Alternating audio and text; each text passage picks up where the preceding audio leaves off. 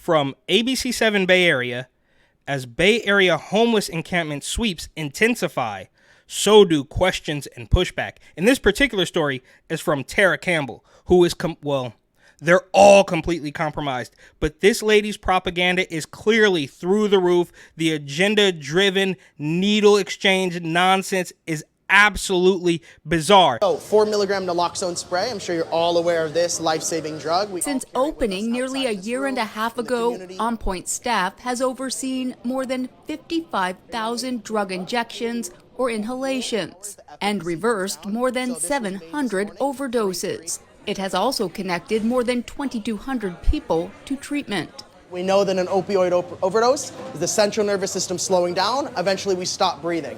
Ray Samuelson is an overdose prevention specialist. So 80% of the overdoses, all we have to do is put on an oxygen mask connected to one of our oxygen tanks. A sternum rub, a trap squeeze, some pain stimulus, take a big breath, take a big breath. That's all we're gonna have to do. That's really the beauty of this site. We're here with people the second the needle goes in the arm, the second the dose is taken. I prepared my,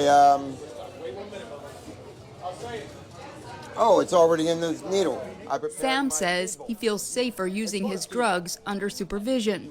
Yeah, it's cocaine with heroin mixed. And you're going to inject that here? Inject it, yes, here. Here is no other better place than here. Tell you the truth. How often do you come here, Sam? Every day. So here they are eating each other, right? It's incredibly predictable, really. Scumbag, greaseball, bang your wife, Governor Gavin Newsom let the homelessness fester for years, if not decades, and then decides to clean it up so he can help Kamalato somehow, quote unquote, win the national election, which it's really not even about votes at this point in time. It's just about how strong the machine actually is. But that's a different story. So it all goes, it's nasty. It's disgusting. The whole thing needs to be cleaned up. It should actually just break off, drift into the Pacific, and start fresh. But so now the community, the residents that is, have been so brainwashed. Now, obviously, I do believe there are some rational people there, but for the most part, at least in this story, I think what they want us to believe is that the people have been so brainwashed that when you try to clean it up, they get mad at the cleanup, even though the directions are coming from the same people who told you not to care about it. It's an absolute mess. But my name's Eric. This channel is called Report and Opine. Please like, comment, share, subscribe. Hit the notification bell. I'm absolutely begging you. I'm begging you, please. Come on, please. Because it would help me a lot and cost you nothing. But if you wanted to help me even more and spend a little bit of money, you would buy my book, New York City 2020, Gotham Unglued, on Amazon.com. That link will be in the description. Just over 2 weeks ago, Governor Newsom issued an executive order that led to numerous homeless camp sweeps. So what are the real results and what are the next steps? Good evening. I'm Amma Dates. And I'm Dan Ashley. Thanks for joining us. The homeless crisis has been front and center as the work to build a better Bay Area goes on. The executive order came on the heels of a Supreme Court ruling. Bro, the work to build a better Bay Area. They keep saying that. It's crystal clear these people work for the regime. Building a better Bay Area. What does that sound like? That gave cities more leeway in clearing encampments. We've seen tents removed, RVs sold or told to go someplace else, even a directive that San Francisco offer people bus tickets. There's also been pushback and a key court ruling today in the North Bay. ABC 7 News reporter Tara Campbell is following the story. Yeah, you should just stop. We like living in our garbage, and we're homeless advocates, and we love them, and you guys are racist, mean fascists trying to clean up the streets. And look, here's Tara Campbell and her cute short haircut, and she's such a hard-hitting, fact-based reporter. She's here now in studio live. Tara. Yeah, Dan and Alma, for years now, we've been closely following these efforts to address the homelessness crisis across the Bay Area. Efforts that Look, I'm sorry, and just for the record, I did make an entire video, I think 2 actually at this point in time, highlighting some of the local ABC reporters that are absolutely despicable, and it just was like, why can't you guys just hire 1 or 2 just regular people? Even the so-called, I look at their Instagram and they have like, oh, this is a regular heterosexual wedding, but I'm an ally. Why can't you guys just hire a normal person to tell you the truth? Every single thing looks like this weird gender-bending fake news purveyor. Are now being thrust into the spotlight by the governor.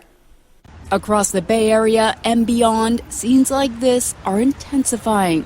Governor Gavin Newsom doubling down on his executive order from 2 weeks ago, directing the state to clear encampments. Thursday in Southern California, putting pressure on cities to do the same or lose critical funding. I want to see results. I don't want to read about them.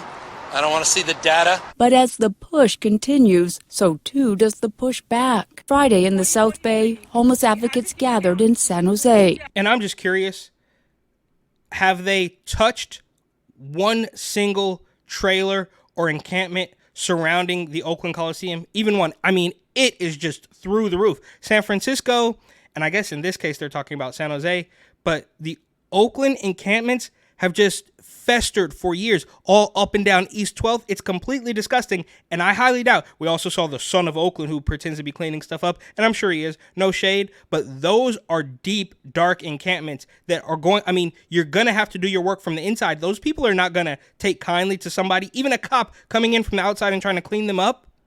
How can we have a governor that says we're going to reduce the prison population, but at the same time, you're going to criminalize someone being unhoused? The organization's promising to start legally fighting the governor's order next month, while also advocating for more affordable housing.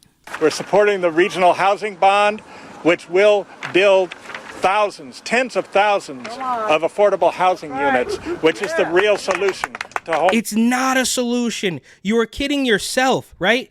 And this guy is probably completely brainwashed. He doesn't know what the hell's going on. But are you kidding me? You're going to build millions, billions of dollars worth of housing. Whatever happened to that housing complex in LA, right? They're going to open that up and put some junkies in there. We don't hear anything. I mean, maybe it's on me to follow up. But do you really think that the people most, not all, but most. Not all, but most. They are just junkies living on the street. You think you're just going to sweep them into the housing? Maybe that's how bad it's gotten, but it's going to turn into a dilapidated, junkie-ridden shantytown in absolutely no time, right? You think, oh, these people are just, they just lost their job, or maybe the business they work for shut down during Rona, which we did, and perhaps that is the case, but that is few and far between. You can't convince me that most people are just down on their luck and all they need is a little bit of free housing and everything's going to be better. These are dope fiends. Not all, but most. Not all, but most. And in San Francisco, as shelters fill, the mayor's prioritizing a program to bus unhoused people out of the city. And here we go again. I made a whole video about Ken Houston, who said, he wants to be like the son of Oakland and clean up everything, but they constantly are using this language, unhoused and justice impacted. And that is obviously a dystopian, democratic doublespeak euphemism. And when you're speaking in that language, obviously nothing is going to get fixed. But their point is not to fix anything. It's just to ask for more money that will get siphoned through the pockets of bureaucrats all over the place. Look at Minnesota Governor Tim Walz, who's running with Kamalto. Oh, their state lost $250 million. Scumbag greaseball bang your wife Governor Gavin Newsom couldn't account for $24 billion. To say, this is just through the roof. You have London Breed, who of course paid nearly $23,000 in ethics violations fines. You got that one weird nonprofit lady who stole, was it 70 million? Some crazy number, right? I did make a video about it. Go ahead and check that out. In fact, go ahead and check out all of them. There's another San Francisco nonprofit. They're siphoning cash all over the place. And this is clearly not going to help it. It's over.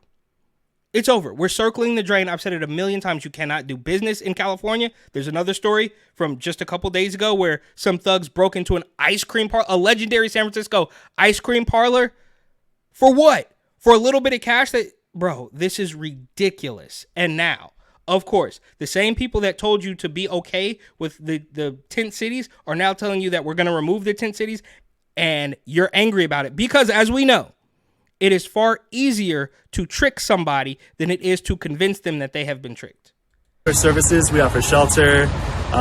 We make several offers. We also have the Journey Home program where we will offer, if they're from somewhere else and they want to reconnect with their family and friends back home for wherever they're from, we'll help get them there as well. And in the North Bay, the city of San Rafael is upping its efforts after a year-long court battle.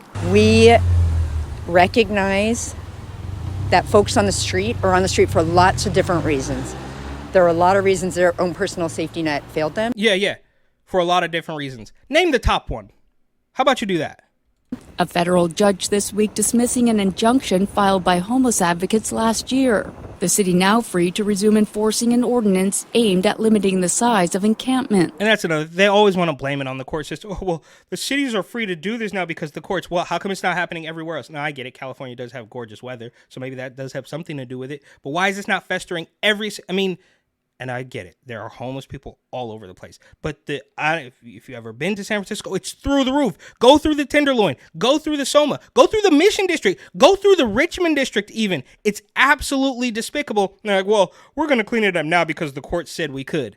But if that were the case, then why wouldn't it be happening everywhere? And homeless advocates say they'll be watching closely. The whole dissolution is based on the representations by the city that they're going to let people... Homeless advocate Robbie Powelson, give me a break, bro. And have a safe place to be. And so we're going to monitor that. Meanwhile, back in San Francisco, dozens of people living in RVs along Zoo Road are being forced to move again. Authorities began citing vehicles this week, letting owners know they must be out by this Sunday. Owners upset, telling us they don't know where else to go. Yeah, and bro, you have an RV. Go anywhere. Why don't you sell the RV and rent an SRO? As we know from previous reporting, many of those RVs are housing families right now, making this just a really tough situation. Now, it's also worth noting Governor Newsom's executive order to clear encampments only applies to state agencies and workers. He doesn't have the power to order cities to follow suit, but he can put on the pressure, as we saw this week, threatening to pull critical funding. Yeah, so Gavin Newsom's going to take away your money if you don't do what he says, which is par for the course as far as he's concerned. Look, this is absolutely infuriating. These people just, they want the right to sprawl out on the sidewalk. They want the right to take up 3 and 4 parking spots with their RV. It's very similar to those protesters who stopped up traffic on the Bay Bridge and the Golden Gate Bridge. They have the right to do whatever they want. And then when they finally, a little bit of consequences might come their way, they do another protest and say, you shouldn't stop us. You shouldn't charge us with anything. That's what they want. They want to do whatever they want all the time. Excuse me, ma'am. No porn at the bar. Oh, it's okay. I'm transgender. Oh, I had no idea. Do whatever you want all the time.